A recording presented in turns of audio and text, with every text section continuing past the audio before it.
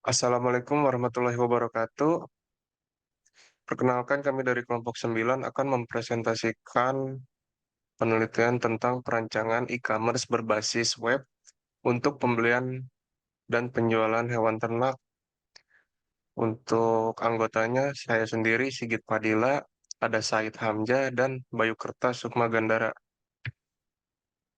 Pada poin pembahasan mencakup latar belakang, rumusan masalah, tujuan penelitian, metodologi penelitian, dan hasil pembahasan.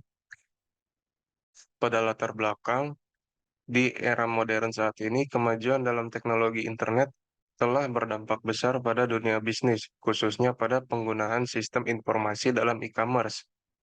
Pada saat ini, penjual hewan ternak masih menghadapi pembatasan pemasaran yang memaksakan mereka beroperasi di sekitar jalan atau pasar tradisional. Di sisi konsumen, proses pembelian hewan peliharaan melibatkan perjalanan ke lokasi peternakan yang kurang efisien. Dengan e-commerce sudah mengubah gaya ini, para pedagang sekarang bisa dengan mudah mengambil foto hewan ternak mereka serta menjualnya di website.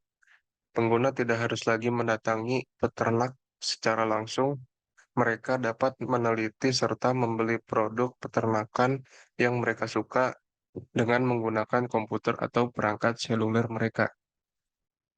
Pada rumusan masalah, bagaimana meningkatkan hasil penjualan dan proses transaksi jual beli produk lebih efisien dengan penerapan aplikasi e-commerce pada pelaku usaha. Tujuan penelitian yang pertama, meningkatkan hasil penjualan produk peternakan dengan menerapkan aplikasi e-commerce pada pelaku usaha. Yang kedua, meningkatkan efisiensi proses transaksi jual beli produk peternakan melalui pemanfaatan e-commerce. Selanjutnya ada metodologi penelitian. Nah, dalam metode penelitian ini kita menggunakan metode waterfall. Mana dalam metode waterfall ini adalah salah satu metode yang mengembangkan perangkat lunak yang merupakan pendekatan dalam pengembangan perangkat lunak dengan tahapan analisis kebutuhan, desain sistem, penerapan desain, pengujian, dan pemeliharaan. Mana langkah-langkahnya itu adalah ada analisis kebutuhan, ada desain sistem, ada penerapan desain dengan pengkodean, verifikasi pengujian, dan yang terakhir adalah pemeliharaan atau maintenance. Nah, selanjutnya algoritma yang kami gunakan adalah algoritma sequential search. Nah, yang mana sequential search ini merupakan algoritma pencarian yang membandingkan dan mencocokkan data yang akan dicari dengan seluruh data pada kumpulan data secara berurutan. Nah, pada gambar di samping kita ini adalah kita bisa eh, salah satu contoh bagaimana implementasi algoritma ini berjalan. Misalkan kita mempunyai indeks 0, 1 sampai 7. Misalkan si user ingin mencari si angka 7 dimulai setiap angka-angka tersebut ini akan dicocokkan apakah 9 cocok dengan apa 9, apakah 7 sama dengan 9, apakah 7 sama dengan 1, apakah 7 sama dengan 5, apakah 7 sama dengan 2. Nah, sampai dia dicocok dengan angka 7 baru dia ditemukan. Ternyata di sini angka 7 berada di indeks 4. Nah, dimulai dari elemen terakhir satu persatu mulai dari elemen pertama dan terakhir sampai ditemukan elemen yang dicari. Nah, pada penggunaan algoritma sequential search dari pemrograman ini berada pada fitur pencarian yang terdapat di halaman utama untuk membantu calon pembeli mencari produk yang akan dicari oleh calon pembeli.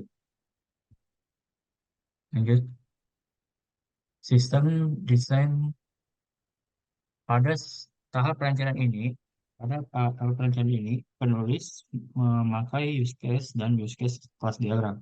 Nah, tahap ini akan menyebutkan ilustrasi sistem yang perlu diterapkan sejak proses produksi sampai penggunaan akhir sistem. Sebab dengan langkah-langkah, sebab dengan langkah-langkah penyusun akan tentu meringankan memakai menguasai sistem yang akan diimplementasikan. Nah, pada use case diagram bermaksud untuk memahami pada sebuah sistem peran apa saja yang dikerjakan pada siapa yang memegang akses kepada fungsi tersebut. Contoh gambarnya itu ada di bawah, dan kelas diagram itu memberikan susunan bentuk kelas yang akan diciptakan mencakup nama barang dan operasi yang akan berlangsung pada proses, seperti proses di bawah ini pada database. Nah, selanjutnya ada implementasi. Pada tahap implementasi ini dibuatkan halaman-halaman yang diperlukan seperti halaman register, seperti biasa ada eh, seperti nama lengkap dan sebagainya. Terus halaman login seperti biasa kita memasukkan username atau email dan password yang kita punya dan halaman utama. Halaman utama ini kita mempunyai keranjang ya, halaman home, terus kita mempunyai search engine yang tentunya dilengkapi dengan algoritma sequential search tadi. Next.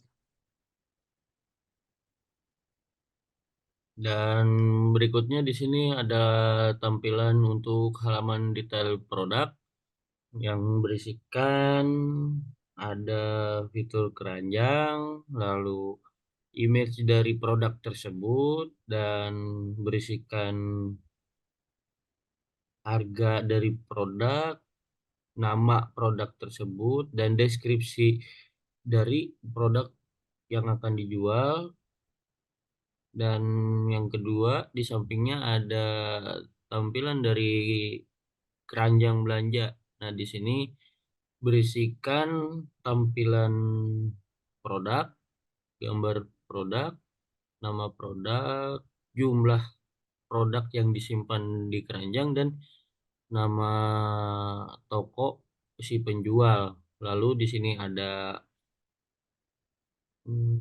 fitur untuk menghapus produk apabila si pengguna aplikasi tidak jadi untuk membeli produk tersebut, dan ada total dari harga semua barang yang akan dibelanja. Lalu ada button belanja. Next. Dan halaman berikutnya ada halaman pembayaran. Halaman pembayaran di sini mencakup gambar deskrip dari produk yang akan dibeli, lalu alamat si pengirim, dan nomor rekening yang terdaftar oleh pengirim. Lalu ada fitur untuk mengupload bukti pembayaran. Dan berikutnya ada halaman menu ulasan untuk mereview si produk yang telah dibeli. Next. Lalu di sini ada verifikasi. Verifikasi atau tahap pengujian yang dimana bertujuan untuk menguji atau mengecek aplikasi yang tujuannya membantu pemeliharaan dan pengembangan sistem pada program. Dan yang kedua, ada pemeliharaan. Tahap ini merupakan tahap terakhir di mana berfungsi untuk perawatan performa pada sistem aplikasi agar bisa digunakan dalam jangka waktu yang panjang. Dan berikutnya di sini ada kesimpulan, dan kami menyimpulkan ada 4 poin yang dapat disimpulkan.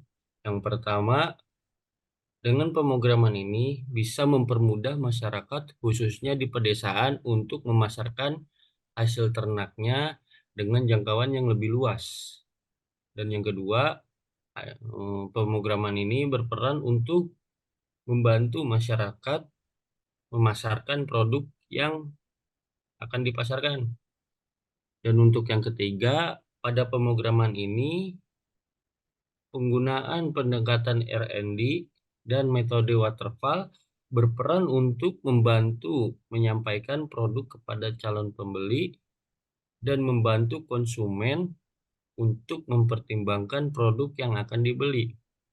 Dan untuk poin yang keempat, pada pemrograman ini menggunakan algoritma sequential search yang berfungsi untuk mempermudah pengguna mencari produk yang akan dibeli. Terima kasih. Mungkin cukup sekian presentasi dari kami. Kurang lebihnya mohon maaf. Wabillahi taufiq walhidayah. Wassalamualaikum warahmatullahi wabarakatuh.